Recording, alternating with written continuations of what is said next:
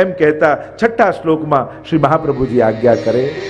મહાપ્રભુજી આજ્ઞા કરે છે કે ઠાકોરજી તમારી લૌકિક ગતિ નહીં થવા દે. એટલે લૌકિક અને વૈદિક ઠાકોરજી ક્યારે કરનારા નથી. લોકે સ્વાસ્થ્યમ તથા વેદે હરિસ્તુ ન કરીષ્યતિ. એટલે કે લૌકિક અને વૈદિકમાં તમારું મન ઠાકોરજી સ્થિર નહીં થવા દે. સદાય તમે અસ્થિર રહેશો. તમે કોઈ વૈદિક કાર્ય પણ કરવા જશો ને તો તમને એટલો આનંદ નહીં આવે એમાં. એમ જ લૌકિકમાં પણ કાંઈક ને કાંઈક કરી ઠાકોરજી તમારી લૌકિક અનાસક્તિ બનાવી રાખશે. એટલે કદાચ એવું થાય કે તમારા સ્વજનો, તમારા દીકરા કે તમારા એમ થાય કે તમારી જોડે રહેવા તૈયાર નથી, એને નથી ફાવતું તમારી જોડે, ત્યારે ક્લેશ નહીં કરો. ત્યારે એમ વિચારું કે હા, ઠાકોરજીએ કદાચ મારું મન આમાં ફસાઈ જવાનું હશે એટલે ઠાકોરજીએ જ એના મોઢે બોલાવ્યું. એટલે હું છોડી શકું એમ હતો નહીં. એટલે કુંતાજી પણ સ્તુતિ કરતા ભાગવતજીમાં એમ કહે છે, દ્રઢમ પાંડુ શું વૃષ્ણિ શું. પ્રભુ એમ કરો ને, ખડગ ખેંચો, બંને હાથમાં ખડગ લઈ લો. કારણ કે દરેક સ્ત્રી બે જગ્યાએ બંધાયેલી હોય, પોતાના પિતા પક્ષમાં અને પોતાના સસુર પક્ષમાં, પતિ પક્ષમાં. એમ પ્રભુ કરો કે બંને હાથમાં ખડગ લઈ મારા બંને લૌકિક બંધન કાપી નાખો, જેથી મારું કેવલ બ્રહ્મ સંબંધ રહી જાય, બાકી બંને બંધનો કપાઈ જાય. પ્રભુ વિપત્તિઓ મને આપો. પ્રભુ કે કેમ વિપત્તિ માંગો છો? ત્યારે કુંતાજી કે સુખ આવે ને ત્યારે લૌકિકતા વધી જતી હોય છે. માણસ સુખી થાય એટલે દૂર દૂરના સગા હોય કે અમારે તો બહુ નજીક ના, આમ સીધા સગા અમારા. અને દુઃખ આવે તો નજીકના લોકો અજાણ્યા થઈ જાય, આમ ડાયરેક્ટ સંબંધ નહીં હો અમારે નજીકના. એટલે કુંતાજી કહે કે અમે એવા સંસાર આસક્ત જીવો છીએ ને કે સંસારને છોડવાનું સાહસ અમારામાં નથી. આ આસક્તિઓને કાપવાની તાકાત અમારામાં નથી. એટલે વિપદા સંતુ નઃ શશ્વત તત્ર તત્ર જગદગુરો. વિપત્તિઓથી મારું જીવન ભરી દો. પ્રભુ કે કેમ? એટલા માટે કે વિપત્તિ આવશે તો સંસાર અમારે નહીં છોડવો પડે, સંસારના લોકો જ અમને છોડીને જતા રહેશે. કારણ કે અમારામાં તાકાત છે નહીં. સંજોગ એવા કરી દો કે અમારી આસક્તિઓ ત્યાં સમાપ્ત થઈ જાય. એટલે કદાચ વિપરીત સ્વજનો મળ્યા છે તો એમ માનો કે આ દીકરો નથી બોલ્યો, એની જીભ પર બેસીને ભગવાન બોલ્યા છે કે તારી આસક્તિ એમાં થઈ જાય, એના કરતા આસક્તિના પદાર્થો તારાથી અનાસક્ત થઈ જાય એવું તને કરી દો. અને અનુકૂળ છે તો ઠાકોરજીનો આભાર માનો કે ચલો આપની સેવામાં એક વૈષ્ણવ વધ્યો છે.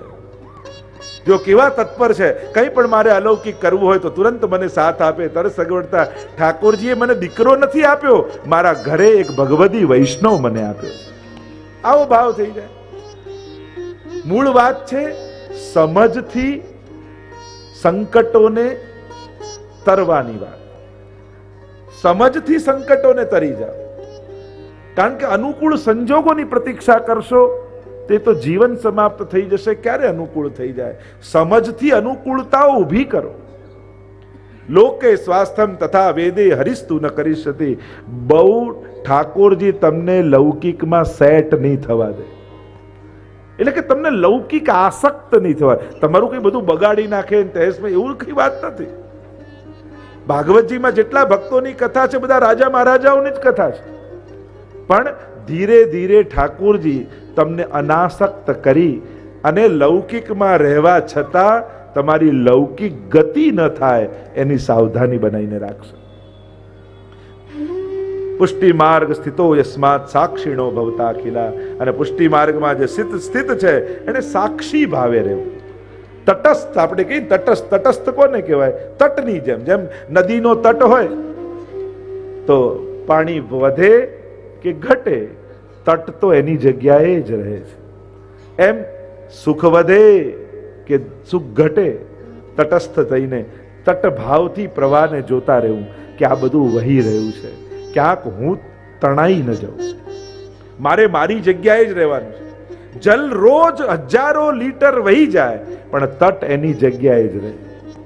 બસ તટસ્થ બનીને રહેવું, તટની જેમ રહેવું. આ બધા પ્રવાહો છે, આ બધી આસક્તિઓ છે જે વહી રહી છે, પણ મારો જન્મ ભગવત સેવા કરવા માટે થયો છે. મેં ઠાકોરજીને સંકલ્પ આપ્યો છે કે હું તમારો થયો છું, એટલે મારે ભગવાનના થઈને જીવવું છે. એમ કહી 7મા શ્લોકમાં આગળ મહાપ્રભુજી આજ્ઞા કરે કે ગુરુજનની આજ્ઞાથી સેવા કરવી, અથવા એક અર્થ એમ કરાય ગુરુની આજ્ઞા જ સેવા માનીને કરવી. એને જે આજ્ઞા કરી એને તેમ કહ્યું તમે માળા કર, તે માળા આપણી સેવા થઈ. તો કે તું બુહારીની સેવા કર, તો બુહારીની સેવા આપણી સેવા થઈ. કોઈ કે તું પાઠ કર, જે આજ્ઞા મળી એને સેવા માનીને કરવી. તો આજ્ઞા પ્રમાણે સેવા કરવી, એક અર્થ એમ થાય સેવા કરતેર ગુરુ આજ્ઞા, એમની આજ્ઞા પ્રમાણે સેવા કરવી. એટલા માટે સેવા કરતી સમયે અતિક્રમણ આજ્ઞાનું નહીં કરવું. તો કે અતિક્રમણ ક્યારે કરાય? કે બાધનમ વાહરી છયા, કે પ્રભુ જો કોઈ વિશેષ આજ્ઞા કરે તો ગુરુની આજ્ઞા છોડી શકાય. ઠાકોરજી એમ કે હવે તું આમ કર, પણ પ્રભુની આજ્ઞા પણ બે પ્રકારની હોય છે, એમ હરિરાયજી સમજાવે છે. શિક્ષાપત્રમાં હરિરાયજી સમજાવે છે કે ગુરુની પ્રભુની આજ્ઞા બે પ્રકારની, એક હોય કૃપાર્થ આજ્ઞા અને બીજી હોય પરીક્ષાર્થ આજ્ઞા.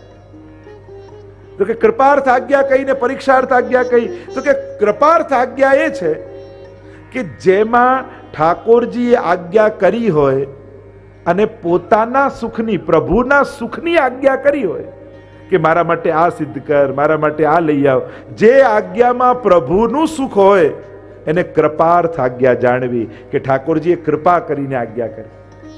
અને જે આજ્ઞામાં વૈષ્ણવના સુખનો વિચાર હોય, આપણા સુખનો વિચાર હોય, ભલે કરી ઠાકોરજી આજ્ઞા હોય, તો એ આજ્ઞાને પરીક્ષાર્થ જાણવી કે અત્યારે ઠાકોરજી મારી પરીક્ષા કરી રહ્યા છે. રામદાસની વાર્તામાં નથી આવતું? મહાપ્રભુજી આજ્ઞા કરી કે તું ઠાકોરજીને પંખો કર. ઠાકોરજી રાજભોગ આરોગતા હોય ત્યારે એમને ગરમી લાગે છે, પણ એક વસ્તુ યાદ રાખજે, તારી આંખો બંધ રાખજે, કારણ કે આ લીલાના દર્શન કરવાનો અધિકાર તારો નથી.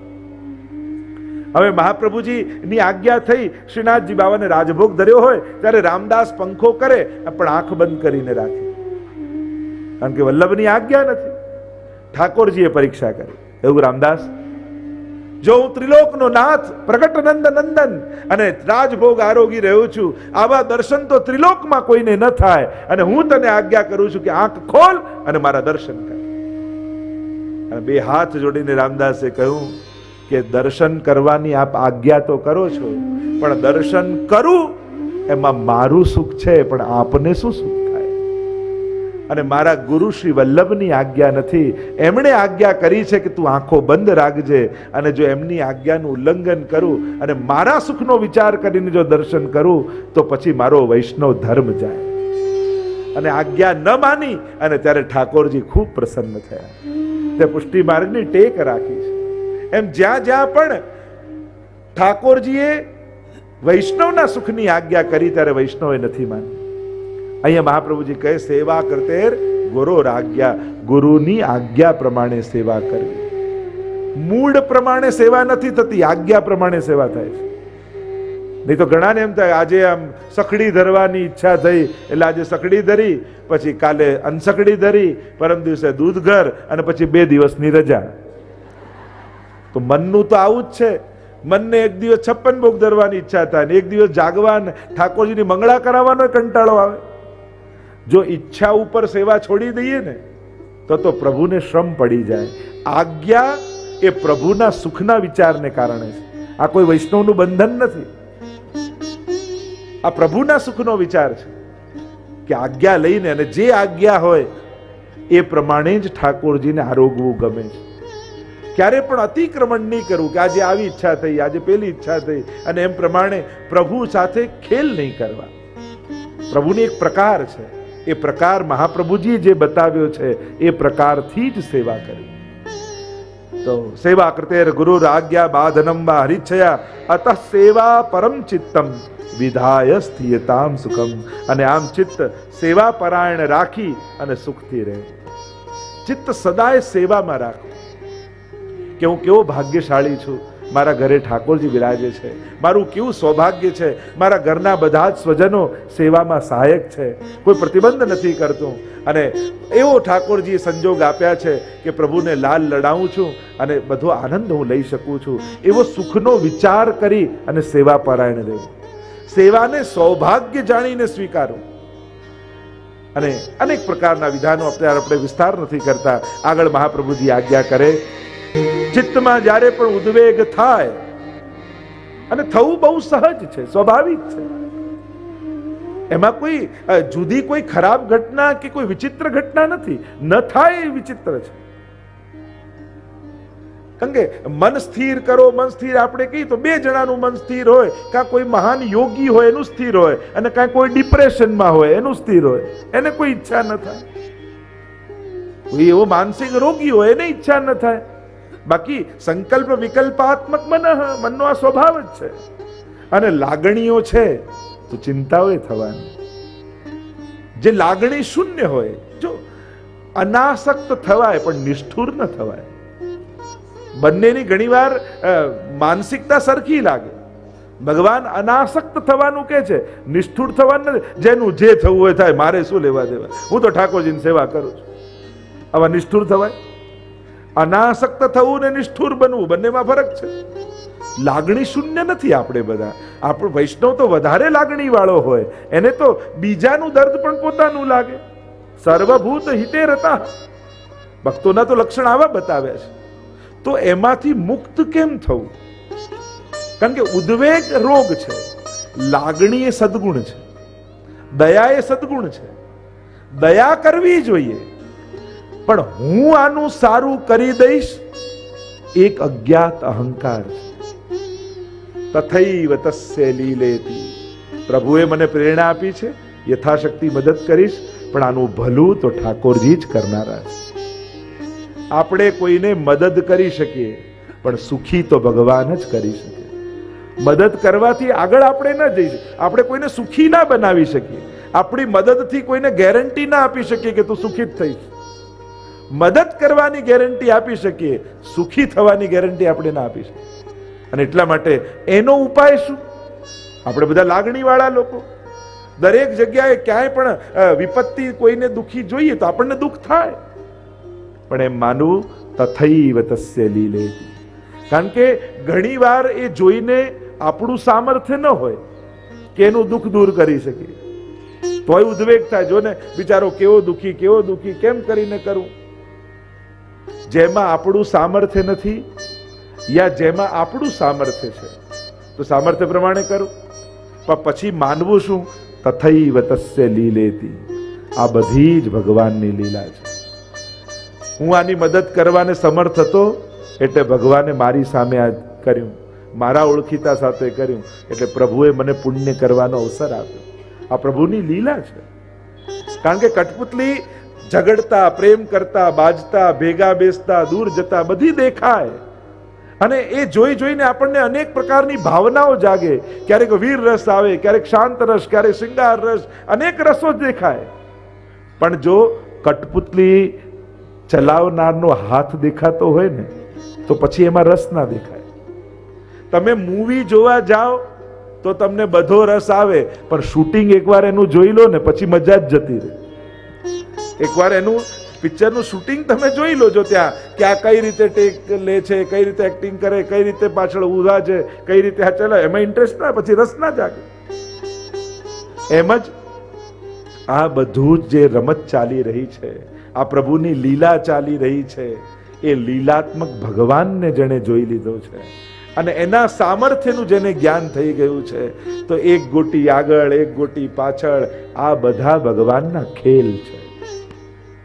જંત્ર ચલાવે જંત્રી, તેમ ડગલું ભરે, એની ઈચ્છાથી બધું ચાલી રહ્યું છે. આ જ્યારે સમજ, કારણ કે આ કહેવાનું નથી, આ સમજ છે, આ સૂઝ છે.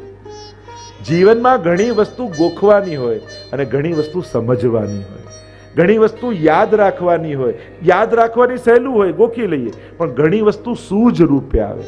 એમ કહીને આ બધું જ બ્રહ્મ છે, એ બોલવાની વાત જ નથી, એ તો સૂઝ છે. અને સત્સંગ કરતા કરતા એ સૂઝ પ્રગટે, જેમાં સંગીતના 7 સ્વર હોય, સા રે ગ મ પ ધ ની સા. તમે ગોખી લો એટલે તમને સરગમ આવડી ગઈ? ના.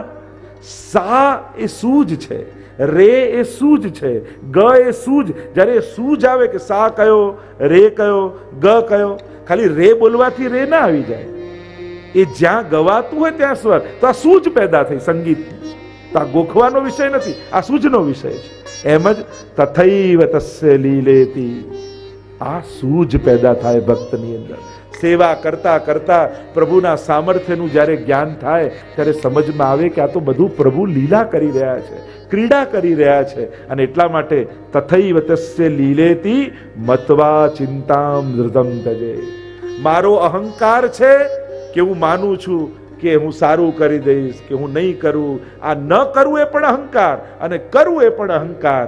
રમાડનાર ભગવાન છે, એ જ ચલાવે.